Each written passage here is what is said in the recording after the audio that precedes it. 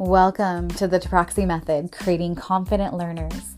The Taproxy Method uses a unique combination of breath work, brain-body work, gratitude, and a clay-based program to affect the neuroplasticity of the brain in students, to help strengthen their mind-body connection, help them develop a growth mindset, and most importantly, trust and confidence in themselves.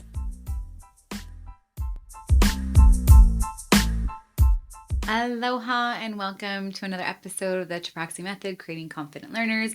I'm Tani Taproxy, the founder and creator. So in this episode, we are going to talk about delayed gratification, especially in our modern world where everything is right at our fingertips, why this is an important skill to develop in children, and how to create some delayed gratification in a world that we have instant gratification.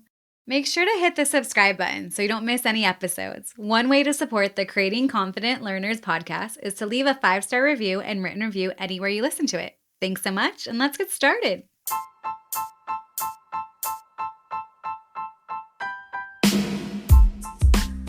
Be sure to sign up for the Foundation course. This course is here to support you, both parents and educators. It teaches the exact foundational tools I have used with students to increase focus, ease anxiety, and help raise confidence and self-esteem so that they can succeed in all areas of their lives, including academics.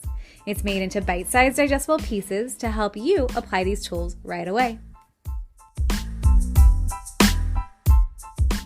So I was recently listening to a podcast where Valentino, the author of Wealth Habits, was being interviewed, and the parallels to what she was talking about, to me, is insane. Just the parallels of wealth and the parallels to academics and true embodiment of confidence. So this idea of confidence and not listening to the self-talk that you've inherited from wherever. She talks a lot about using confidence to change the self-talk and not listen to the self-talk that you inherited to create true wealth. And also, she talked a lot about discipline to create true financial freedom by making choices that don't go with instant gratification. I love the example she made of instead of buying the Louis Vuitton purse, buy the stock. You don't get the gratification of the purse in that moment, but you do get the long-term benefit of creating financial success and freedom.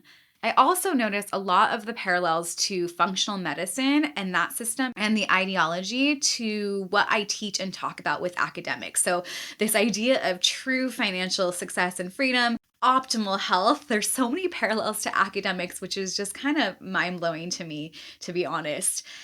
They talk a lot about how everything in the functional medicine is interconnected and how it's a whole system in creating optimal health. I talk a lot about this case of the whole child is functioning in the environment, whether it's the classroom setting, the home, or homeschool. In functional medicine, with fasting or not eating every processed food in front of you, right? You don't get that instant gratification. There is this health benefit. And a lot of the health stuff of creating true health in functional medicine and avoiding chronic diseases that are plaguing our society, right, based in inflammation, is not partaking in the nonstop eating, the snacking of food, and that, dopamine, serotonin hit that we get for something like that. So that autophagy, which is the body's natural healing process, can kick into the body if it has a break from digestion when we are eating constantly. So one of the biggest benefits to fasting, I'm a little bit of a nerd in this case because I do see this benefit personally, is when we are not digesting from midnight to midnight, our body has time to actually, clean up the cells, and that creates real health in the body, true health in the body. But it is by not succumbing to that instant gratification of everything that's kind of presented. Same thing with Amazon and texting people. We get that dopamine hit. We're so used to this. It's really hard not to always follow that instant gratification and allow for delayed gratification.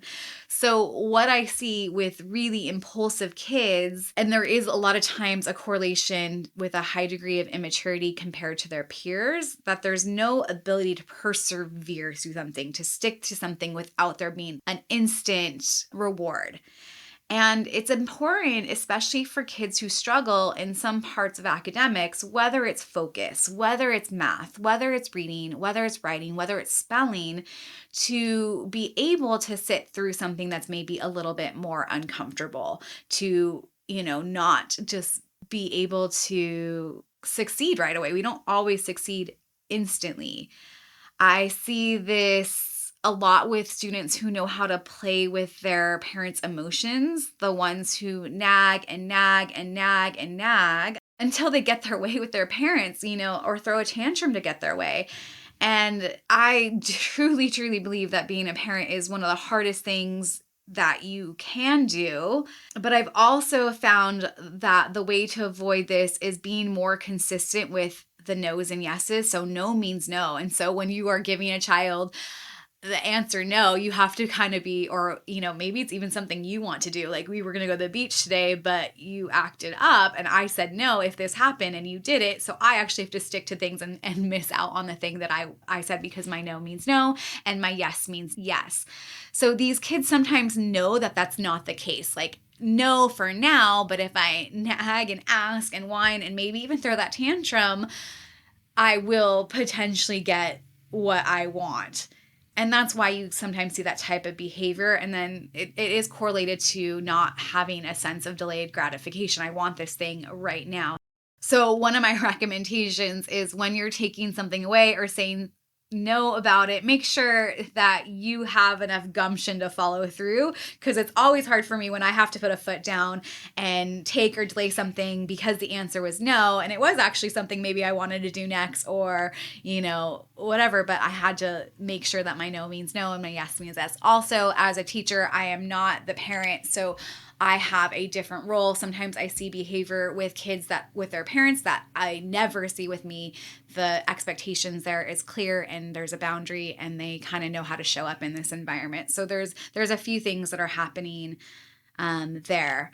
But a part of this learning delayed gratification, it is a component of learning to stick to a task at hand, even if there isn't a reward right away, even if the goal doesn't seem tangible yet, even if there's, a little bit more of a struggle. And in modern day society, we're so used to getting things instantly. We're not used to delayed gratification. And since we're not used to it, we have to help teach this to ourselves and also kids. Anything really, really good in life usually takes a little bit of time, one step at a time. There's a lot of talk of the successful business owner who's failed multiple times. That saying, right? You only failed if you don't get up and try again, right? And every failure actually leads to success. We learn something new. The rock star who spent years being unknown, all we see is the celebrity status. We only see that, but we don't see the years of hard work and skill. A lot of times our brain misses that delayed gratification.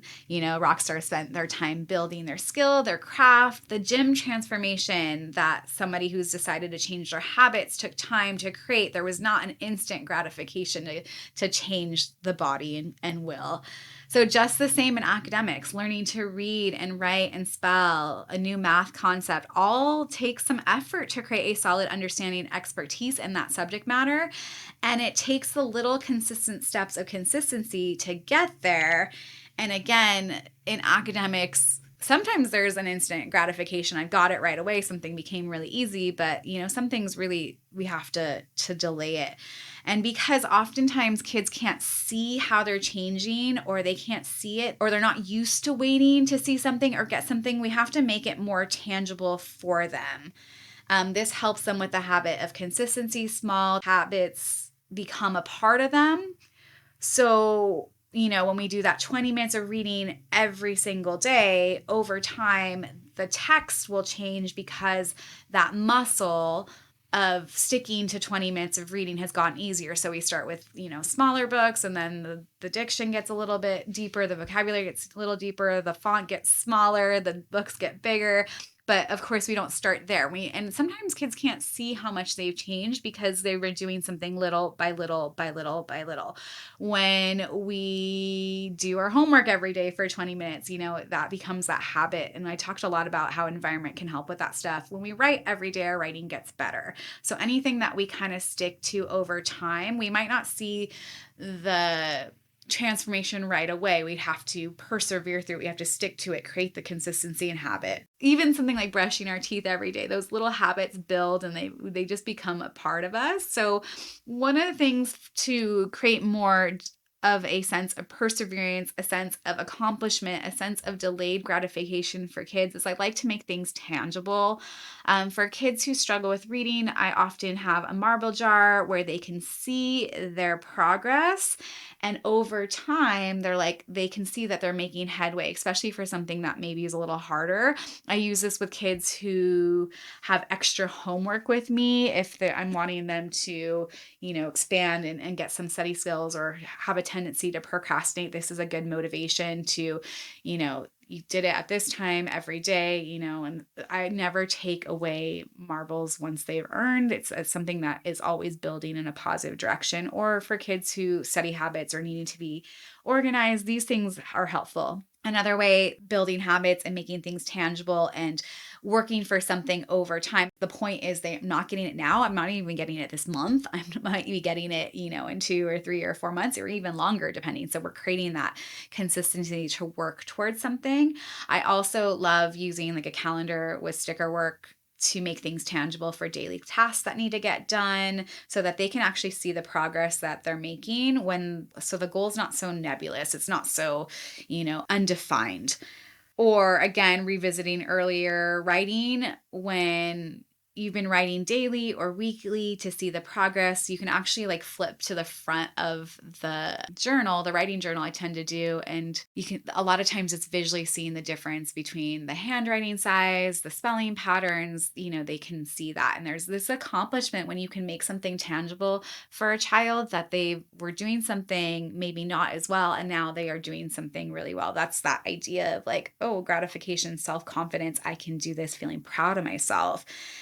And usually when you can see it more visually in the handwriting, the length of it, the lessening, the spelling and grammar mistakes, it's tangible for them. And then finishing of a full book, stars, on-time mini multiplication quizzes, not just for one, but for all of those basic facts, 0 through 12, a full sheet of problems of the day. Again, I do problems a day with all the kids I see to reinforce math concepts, but these huge post-its end up being 50, 60 problems where it's like, hey, I've really been working on this over time. So anything that kind of compounds too gives us a sense of gratification of something that we've worked on, something that a child's worked on for more than one day, and being proud of that. I have with the problem of the day some kids who will take it home and hang on their wall or share with their classmates or their family what they've been doing over time.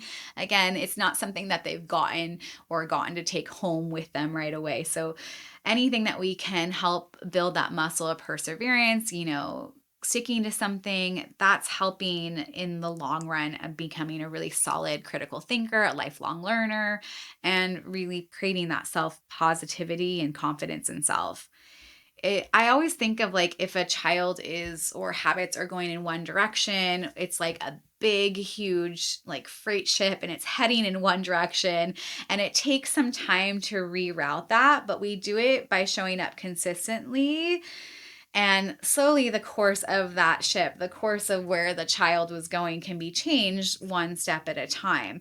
I have a math formula for kids who are struggling. I have typically seen if a child has been struggling for a couple years, the turnaround time for academic support, which is only, partial 2 to 3 times a week, is about half the time. If a child has been struggling for 2 years, it's going to take about a year to rectify that with support. With intense homeschooling, with intensity, with intense one time, that lessens a bit. But it's about a give or take. So I found mathematically, so if a child has been struggling for 4 years, it takes a couple years with just support to get them in the direction that they need. So because that ship has been going in one direction for so long. So a lot of times when kids come with struggles or have been struggling for a long time, it's not reasonable for it to be fixed like that. There needs to be, at least half that time to change the direction. Some kids are different. So I've seen turnaround, with proper support within a month.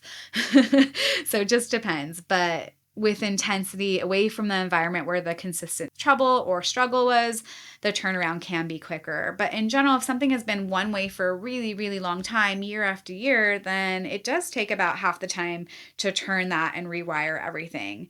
But it's really learning to do small things one at a time, sticking to it, then coming back to see the progress where big changes come.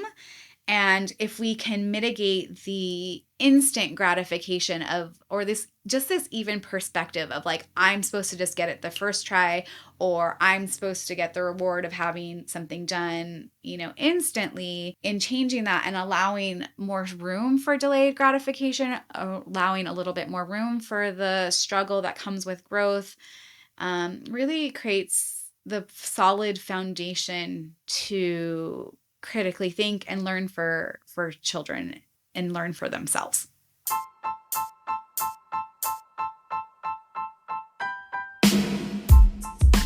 Be sure to sign up for the Foundation course. This course is here to support you. It teaches the exact foundational tools I have used with students to ease anxiety and help raise confidence and self-esteem so that they can succeed in all areas of their lives, including academics. It's available as a one-time purchase or as an ongoing monthly subscription with extra group support and monthly live stream. Be sure to sign up for the newsletter to stay in contact. Keep up with the Creating Confident Learners community on Instagram and Facebook at Creating Confident Learners. Have a blessed day and aloha!